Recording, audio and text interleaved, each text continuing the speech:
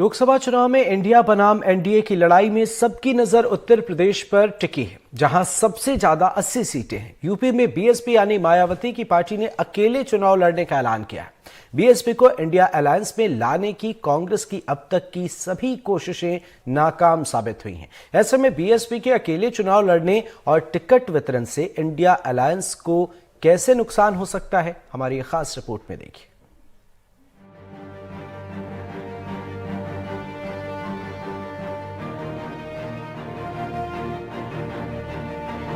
हमारी पार्टी लोकसभा के आम चुनाव अकेले ही लड़ेगी।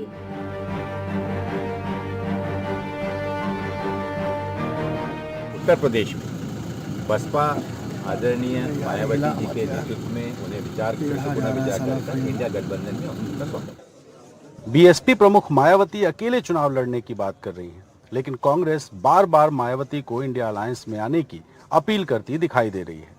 आखिर क्या है ऐसा कि मायावती के ऐलान के बावजूद विपक्ष उन्हें अपने गठबंधन में शामिल करने को आतुर दिखाई दे रहा है।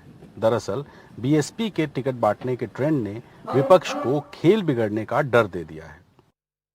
देखिए, कोई भी जो पॉलिटिकल पार्टीज होती हैं, डेमोक्रेटिक पार्टी, चुनाव ही लड़ती हैं और वो अपने मुताबिक कैंडिडेट्स का चयन करती हैं। तो कोई भी पार्टी कहीं भी उतारे, मुसलमानों का जो विश्वास है, उन्हें पता है कि दलितों की तरह, पिछड़ों की तरह कि इस देश का संविधान अगर उस पर हमले हो रहे हैं सिलसिलेवार, तो मुसलमानों का भी नुकसान है। और वो मुत्तहिद होकर अखिलेश यादव जी के साथ ताकत से मुसलमान खड़े हुए हैं। मायावती ने जिन 5 प्रत्याशियों के नामों पर सहमति दी है, उनमें 4 मुस्लिम उम्मीदवार हैं। इनमें कन्नौज से अकील अहमद, पीलीभीत से अनील अहमद खान, अमरोहा से मुजाहिद हुसैन और मुरादाबाद से इरफान सैफी शामिल हैं। वहीं सपा के 30 प्रत्याशियों में पहले 3 उम्मीदवार मुस्लिम थे, लेकिन एक प्रत्याशी के निधन के बाद अब सिर्फ 2 मुस्लिम नाम की सूची में शामिल हैं।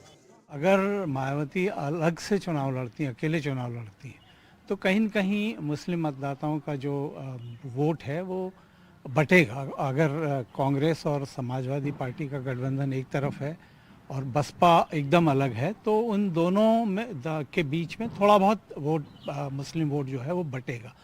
तो अगर वो वोट बटेगा तो निश्चित तौर पर इससे चुनाव के नतीजे प्रभावित होंगे।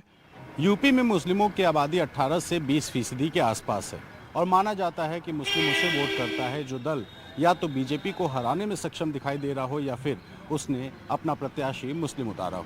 अब मायावती ने कुछ सीटों पर मुस्लिम प्रत्याशी उतार दिए हैं और इसी वजह से विपक्ष को बहन जी यानी मायावती के गेम प्लान की वजह से अपना समीकरण बिगड़ता हुआ दिखाई दे रहा है।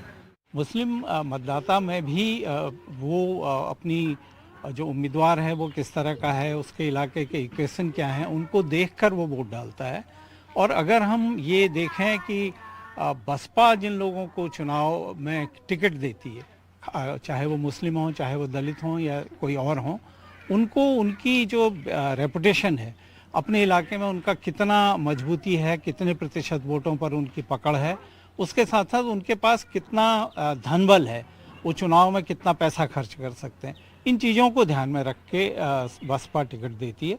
तो अगर इस तरह से होता है तो कहीं न कहीं जो उम्मीदवार हैं, बसपा के मुस्लिम उम्मीदवार हैं, उनके पक्ष में वोट तो कुछ न कुछ प्रतिशत अवश्य पड़ेगा।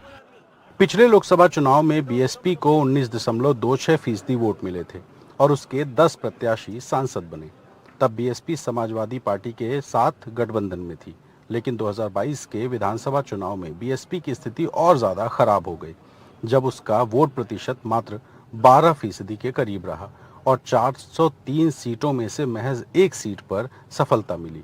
2019 में सपा को लगभग 18% वोट हासिल हुए थे। मायावती इंडिया अलायंस के साथ आएंगी, इस बात की आशंका भारतीय जनता पार्टी को भी है और उम्मीद कांग्रेस को।